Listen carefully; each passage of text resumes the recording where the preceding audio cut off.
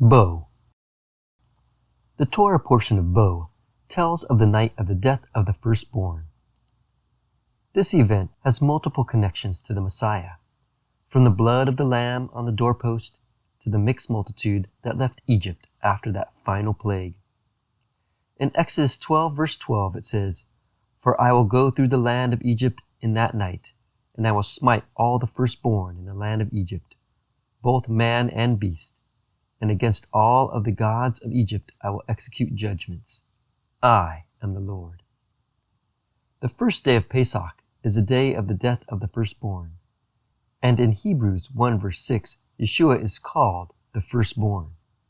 He is the firstborn over God's household, as it says in Romans 8 verse 29, the firstborn among many brethren. In Colossians 1 verse 15, it even says that he is the firstborn of all creation. Finally, in Colossians 1 verse 18, it says that he's the firstborn from the dead, implying the others will be resurrected like Yeshua. In Exodus 12 verse 13, it says, "And the blood shall be to you for a token upon the houses where ye are. And when I see the blood, I will pass over you, and there shall no plague be upon you to destroy you, when I smite the land of Egypt."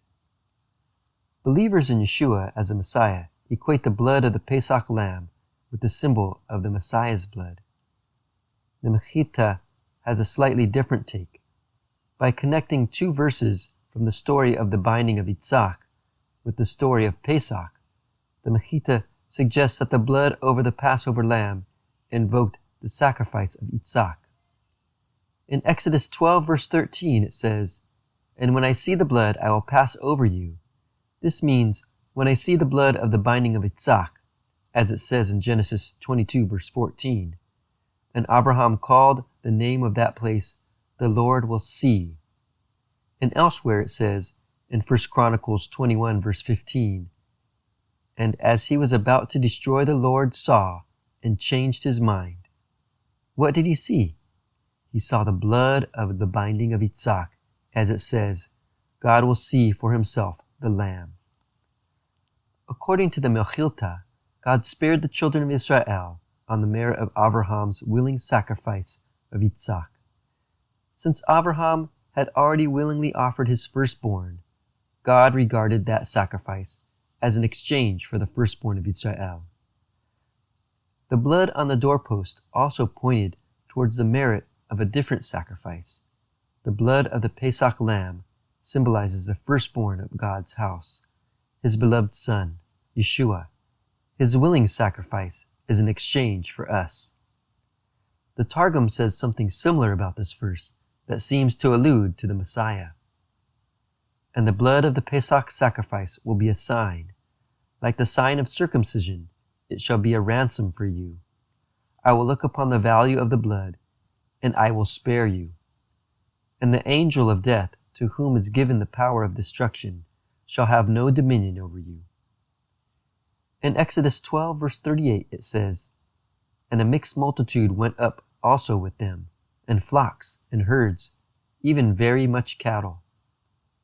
The children of Israel left Egypt with a mixed multitude. Certain Egyptians and other nations that the Egyptians had enslaved were able to be redeemed just by mere association with the Jewish people. The Midrash has an interesting parable on this. The Holy One, blessed be He, was like a king who made a festival in honor of his son, at which he slew his enemies in gladiatorial games. The king announced to his subjects, "Anyone who wants to celebrate with me may come to the festival of my son, but anyone who hates me shall be slain with my enemies." Likewise, the Holy One, blessed be He, made a day of rejoicing over Israel when He redeemed them. He proclaimed, "Anyone who loves my children may come and rejoice with them." The virtuous people from Egypt came, celebrated the Pesach with Israel, and went out of Egypt. Eventually, the mixed multitude that left Egypt all converted to Judaism, but at the moment, it was enough that they were on the same side. In Exodus 12 verse 42 it says, "It was a night of watching unto the Lord for bringing them out of the land of Egypt. This same night was a night of watching unto the Lord, with all the children of Israel throughout their generations. The Torah says that the Pesach is a night to be observed. Why is this so? The Torah gives 4 reasons. First, it is a night unto the Lord. Second, it's a night for having brought them out of the land of Egypt. Third, it's a night for all the sons of Israel. Fourth, it's a night for their generations.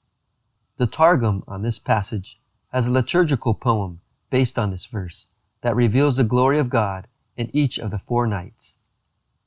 4 nights are inscribed in the Book of Memorials before the Master of the universe. The first night was when he appeared to create the world. The second night was when he appeared to Avraham. The third night was when he appeared in Egypt. His hand slew all the firstborn of Egypt, and his right hand saved all the firstborn of Israel. The fourth night will be when he manifests himself to free the house of Israel from among the nations, and he called them all nights to be observed. In each of these 4 nights, God unexpectedly reverses the darkness and brings forth light. The first night happened when God said, "Let there be light," and then Messiah shone in the darkness. It says in Genesis 1 verses 3 through 4, God saw that the light was good, and the darkness he called night. The second night occurred when God appeared to Avraham after he'd been completely cut off from the other nations, and his legacy was uncertain. God promised Avraham a legacy, and he gave him a glimpse into the future. As it says in Genesis chapter 15, verses 13 and 14, "And he said unto Avram, Know of a surety that thy seed shall be a stranger in a land that is not theirs, and shall serve them, and they shall afflict them 400 years. And also that nation whom they shall serve will I judge, and afterward shall they come out with great substance." The third night fulfilled this verse. It's the night when God freed the people of Israel from bondage in Egypt.